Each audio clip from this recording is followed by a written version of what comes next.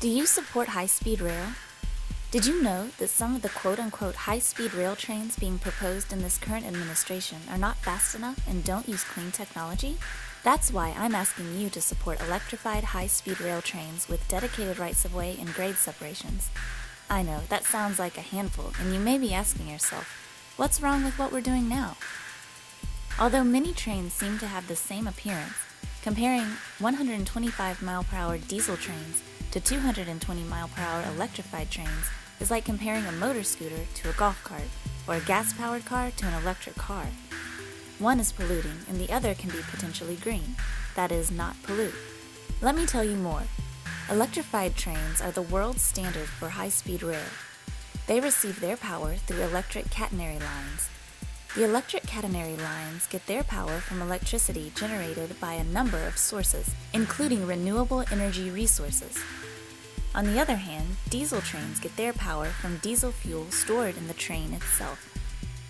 You may ask, why can't we go with diesel trains first, then upgrade to electric trains later? Unfortunately, neither we nor the Earth have time to tinker with diesel trains for 10, 20, 30 years and then upgrade to electric trains.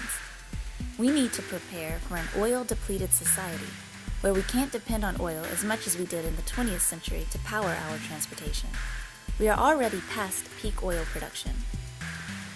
The proposal for diesel trains are remnants from the early 90s, a time when Amtrak's survival was being threatened and train usage was low compared to the pre-World War II era. It is now a different time. We are confronting climate change and oil depletion in an economic period where the fast movement of goods and people are critical if we are to be competitive on the world stage. The U.S. needs to have another option when gasoline reaches $6 a gallon or more.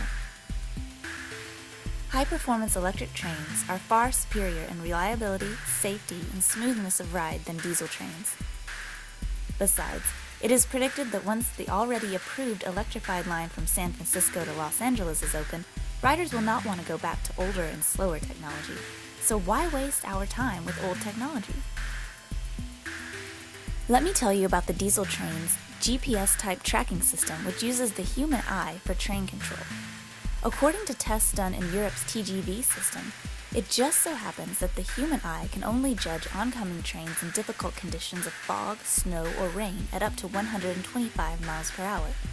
With electric trains, the train is controlled by a continuous information transmission, which is transmitted back to a centrally located station. So even when trains are traveling 220 miles per hour, another train going 220 miles per hour can follow 4 to 5 minutes after the first train left the station. Grade separation is also important.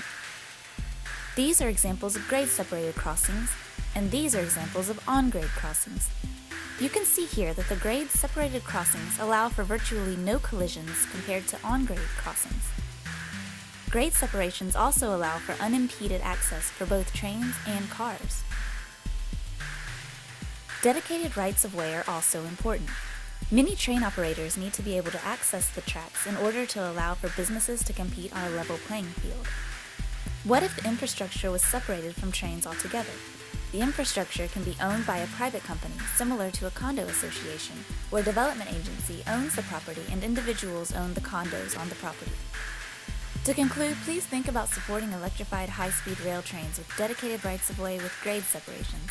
We don't have time to wait. Write to your state representative today and visit standupfortrains.com for more information.